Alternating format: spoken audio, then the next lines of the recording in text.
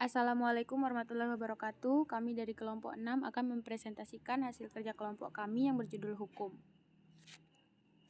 Pengertian hukum. Hukum adalah peraturan berupa norma dan sanksi yang dibuat dengan tujuan mengatur tingkah laku manusia untuk menjaga ketertiban, keadilan, dan mencegah terjadinya kekacauan. Setiap negara mempunyai aturan-aturan hukum tersendiri yang berbeda dengan negara lain, termasuk Indonesia. Seperti diketahui, Indonesia merupakan negara hukum sesuai dengan bunyi pasal 1 ayat 3 Undang-Undang Dasar 1945. Itu artinya setiap warga negara wajib untuk mematuhi hukum dan aturan yang berlaku di Indonesia. Pengertian hukum menurut ahli. 1. Aristoteles. Hukum merupakan kumpulan aturan yang dapat mengikat dan berlaku terhadap masyarakat saja, tapi juga berlaku kepada hakim itu sendiri. Dengan kata lain, hukum tidak diperuntukkan dan ditaati oleh masyarakat saja, tapi juga wajib dipatuhi oleh pejabat negara. 2. Samijo. Hukum adalah himpunan peraturan-peraturan yang bersifat memaksa, berisikan suatu perintah, larangan, atau izin untuk berbuat atau tidak berbuat sesuai dengan maksud untuk mengatur tata tertib dalam kehidupan masyarakat. 3. Sacipto Raharjo. Hukum adalah karya manusia berupa norma-norma yang berisikan petunjuk-petunjuk tingkah laku. 4. J.C.T. Simorangkir dan Wuryono Sastropranoto.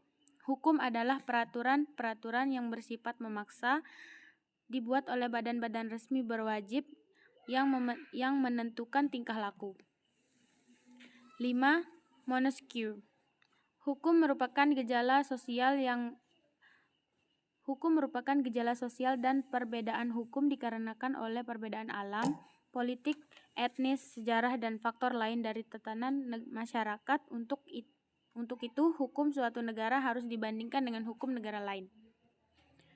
Tujuan hukum. 1. Melindungi hak asasi setiap manusia. 2. Menciptakan kesejahteraan, ketentraman, kenyamanan dalam kehidupan. 3. Menciptakan rasa keadilan bagi seluruh rakyat tanpa mengenal kasta. 4.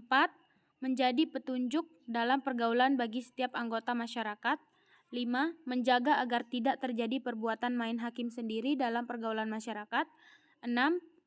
Kedamaian hidup manusia berupa ketertiban ekstern antar pribadi dan ketenangan intern pribadi sebagai sarana penegak dalam proses pembangunan. 7. Menyelenggarakan keadilan, ketertiban, kebenaran, ketentraman, serta perdamaian sebagai syarat untuk mendatangkan kemakmuran dan kebahagiaan. 8. Mewujudkan sila keadilan sosial bagi seluruh rakyat Indonesia. Fungsi hukum. 1. Pengawasan atau pengendalian sosial atau social control. 2. Penyelesaian sengketa atau dispute settlement. 3. Rekayasa sosial atau social engineering.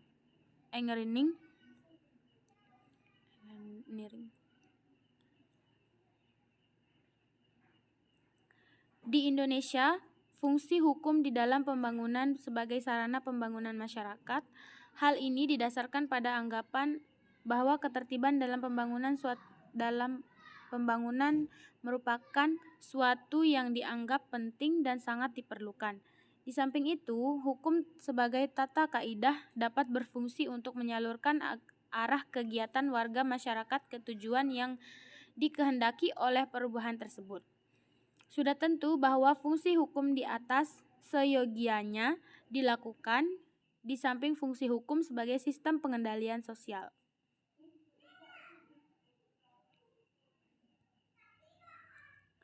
Berdasarkan uraian fungsi hukum oleh para pakar di atas, dapat disusun fungsi-fungsi hukum sebagai berikut.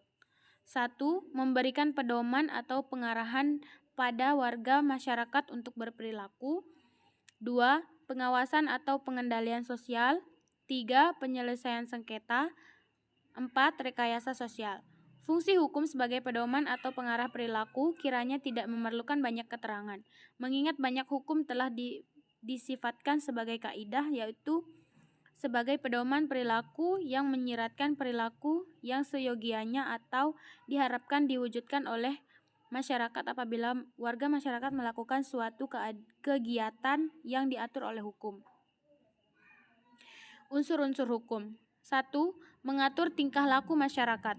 Sebuah produk hukum harus mengandung unsur peraturan yang berfungsi mengatur interaksi dan hubungan antar anggota masyarakat di tempat hukum tersebut berlaku.